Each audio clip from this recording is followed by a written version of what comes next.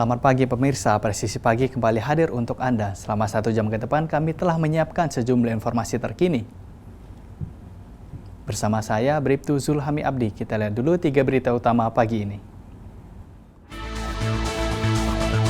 Tim Karate Polda Jatim berhasil meraih juara 1 umum untuk kategori TNI Polri di kejuaraan Karate Nasional Piala Pangdi FIF 2 Kostrad 2025.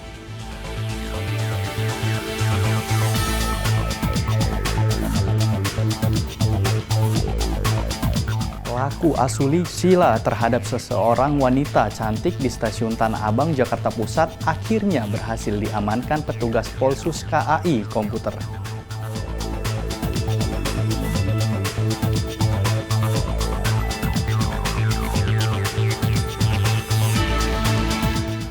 Satsamapta Polres Tanah Karo, Polda Sumatera Utara melaksanakan patroli stasioner di sejumlah titik wilayah strategis di wilayah Keban Jahe.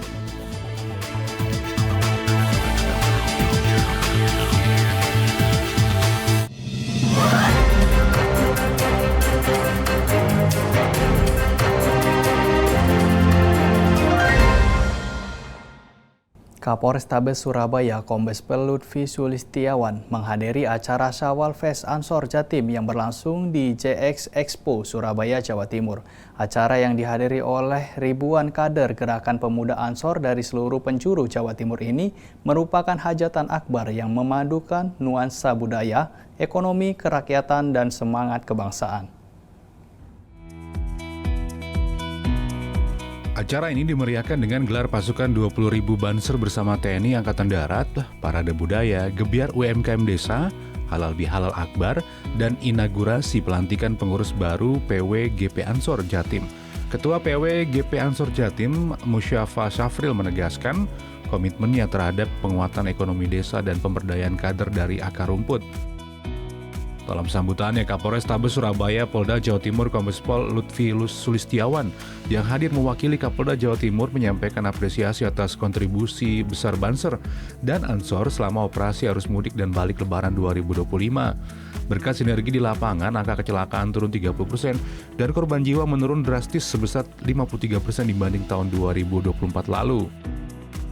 Kapolrestabes Surabaya, Kombes Pol Lutfi, juga menyoroti pentingnya menjaga keamanan di era digital, sebab pemuda adalah kunci. Tantangan di dunia virtual semakin masif. Gerakan Pemuda Ansor telah membuktikan diri sebagai garda moderasi dan penjaga nilai kebangsaan.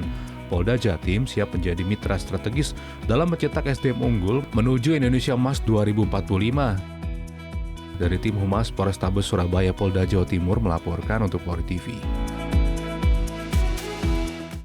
Ditres Narkoba Polda Metro Jaya membongkar peredaran 10,5 kg ganja. Polri telah mengamankan 1 pelaku. Penangkapan terjadi pada Senin 14 April 2025 di Jalan Bangka, Jakarta.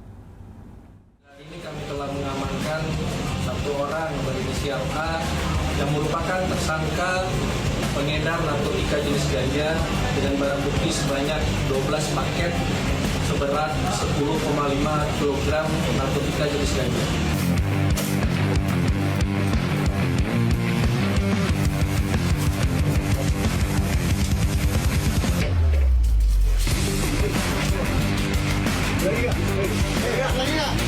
Pengamanan Reserse Narkoba Polda Metro Jaya akan terus menangkap, mengungkap semua peredaran narkotika di wilayah hukum Polda Metro Jaya. Sempat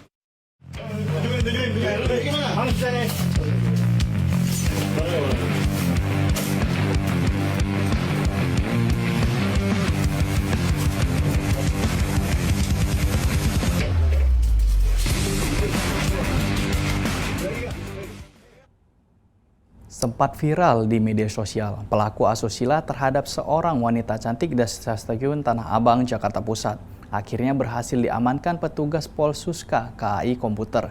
Pelaku mengaku kerap tak mampu membendung hasrat birahinya karena kebiasaan menonton film porno.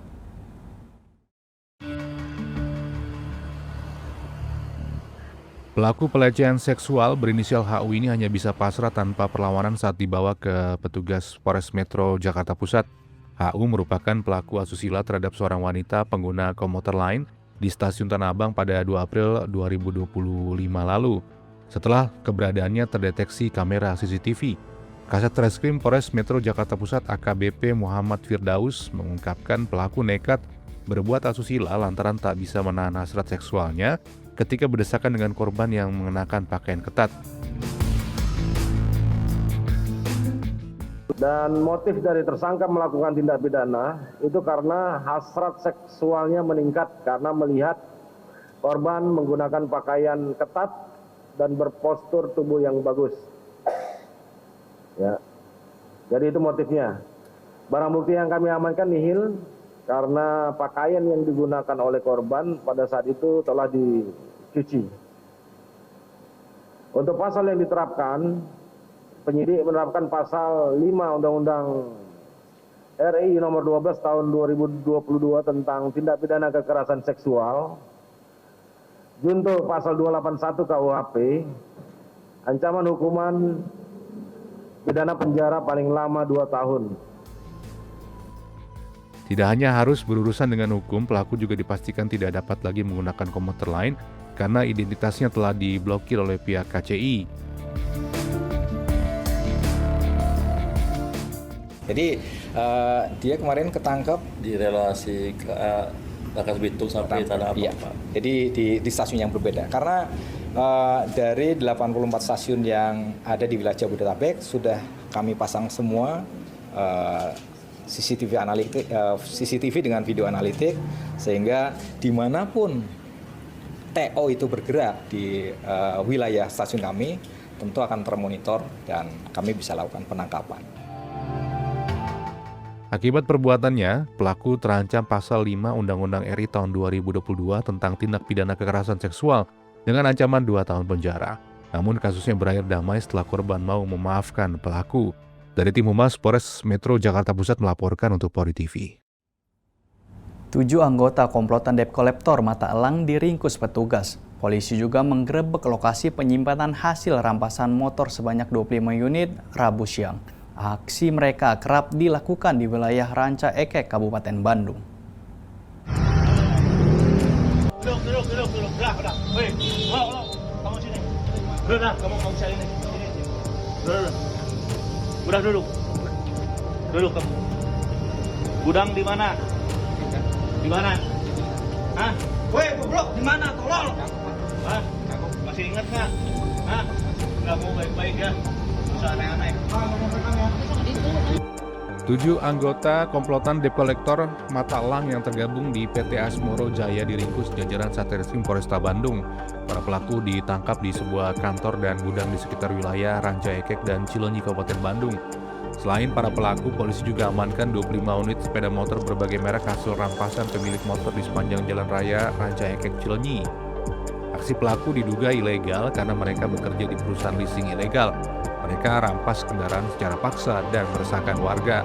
Penangkapan terhadap 7 tersangka berkat laporan warga yang resah dan terancam dan kendaraannya dirampas di jalan secara paksa. Ke-7 orang tersebut saat ini sedang kami lakukan pemeriksaan secara intensif, yang mana kami akan cek terkait dengan legalitas PT tersebut, yaitu PT Putra Asmoro Jaya, sebagaimana pengakuan dari salah satu pemilik dari PT tersebut merupakan perusahaan debt collector. Namun dari hasil pemeriksaan sementara atau legalitas perusahaan yang ditunjukkan oleh pemilik, perusahaan tersebut tidak ada NIP atau perizinan terkait dengan debt collector atau usaha untuk penarikan kepada PT tersebut, yang mana kami masih ragu keasliannya sebagai pembelaan dari pemilik dari PT tersebut kepada kami. Namun pemeriksaan kepada pihak-pihak terkait upaya yang dilakukan, apabila memang ada tindakan hukum yang bisa kami naikkan, maka kami berikan tindakan tegas terhadap pelaku-pelaku yang meresahkan masyarakat seperti ini. Masyarakat apabila di jalan tiba-tiba dipepet oleh orang yang tidak dikenal, maka saran kami segera langsung melarikan diri atau segera langsung mencari perlindungan ke kantor polisi terdekat. Apabila mereka juga menunjukkan bahwa mereka adalah salah satu petugas leasing atau petugas penarikan pihak ketiga mata elang seperti ini, tetap saja minta agar berhenti dan ditujukan surat-suratnya ke kantor polisi terdekat. Kemudian minta tolong kepada petugas polisi untuk mengecek keabsahan maupun legalitas terkait dengan surat-surat yang akan ditujukan oleh pihak ketiga tersebut atau debt collector. Kemudian apabila memang pada saat terjadinya peristiwa di jalan mereka tetap melakukan pengancaman atau melakukan tindakan-tindakan yang sudah membahayakan, kami sarankan pada para masyarakat untuk dapat segera menghubungi ke 110. Kasat Reskrim Polresta Bandung juga imbau jika ada yang memepet kendaraan di jalan dan mengaku debt collector di jalanan mau merampas kendaraan motornya, sebaiknya melarikan diri saja dan lapor kepada petugas atau kantor polsek terdekat. Dari Tim Humas Polresta Bandung, Polda Jawa Barat melaporkan untuk Polri TV. Polisi berhasil membongkar sindikat pemalsuan uang dalam waktu singkat hanya 3 hari setelah ditemukannya tas mencurigakan berisi uang palsu senilai 316 juta rupiah di gerbong KRL jurusan Rangkas Bitung pada 7 April 2025. Kasus ini terungkap berkat laporan warga yang curiga terhadap tas yang tertinggal di dalam kereta. Penyelidikan oleh pihak kepolisian mengarah ke 4 lokasi berbeda, yakni Mangga Besar, Subang, dan Bogor. Di lokasi terakhir, polisi menemukan tempat produksi uang palsu yang beroperasi di sebuah rumah kontrakan.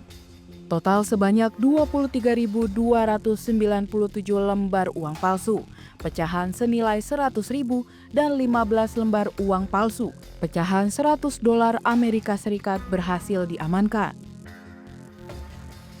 8 tersangka berhasil ditangkap dalam penggerebekan ini, yakni AI 30 tahun, MH 23 tahun, AP 27 tahun, DS 21 tahun, AA 22 tahun, MR 28 tahun, dan DA 26 tahun, serta DNS 41 tahun, yang merupakan otak utama dari sindikat ini. DNS diketahui mencetak uang palsu menggunakan peralatan canggih di tempat tinggal kontrakannya. Barang bukti yang disita antara lain 21 unit printer, laptop, alat pemotong kertas, mesin sablon, screen, dan berbagai bahan kimia tinta. Modus operandi sindikat ini menggunakan sistem pemesanan. Dengan modal sebesar 10 juta rupiah, pelanggan dapat memperoleh uang palsu senilai 300 juta rupiah. Kapolsek Metro Tanah Abang Kompol Haris Ahmad Basuki menjelaskan bahwa keberhasilan ini merupakan hasil kerja keras, kerja cerdas, dan kerja cepat tim kepolisian. Ia juga menyebutkan bahwa pengungkapan kasus ini menunjukkan keseriusan aparat dalam memberantas kejahatan pemalsuan uang. Bank Indonesia melalui perwakilannya, Aswin Kasotali, menyatakan bahwa uang palsu yang ditemukan memiliki kualitas buruk dan sangat mudah dikenali. Ciri-ciri keamanan seperti benang pengaman, tinta yang berubah warna, dan tanda air tidak ditemukan pada uang tersebut. Aswin juga menjelaskan bahwa masyarakat dapat mengenali keaslian uang dengan metode 3D, yaitu dilihat, diraba, dan diterawang. Bank Indonesia juga melaporkan bahwa peredaran uang palsu di Indonesia menurun pada tahun 2024. Dengan rasio hanya 5 lembar uang palsu per 1 juta lembar uang asli yang beredar.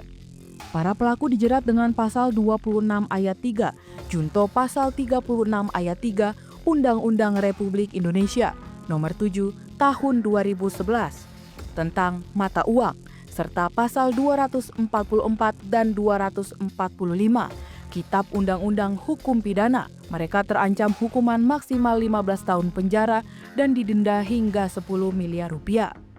Polisi menghimbau masyarakat untuk selalu waspada terhadap kemungkinan peredaran uang palsu dan segera melapor jika menemukan uang yang mencurigakan. Dari Humas Polsek Metro Tanah Abang melaporkan untuk Polri TV. Tetaplah bersama kami, Presisi Pagi akan segera kembali.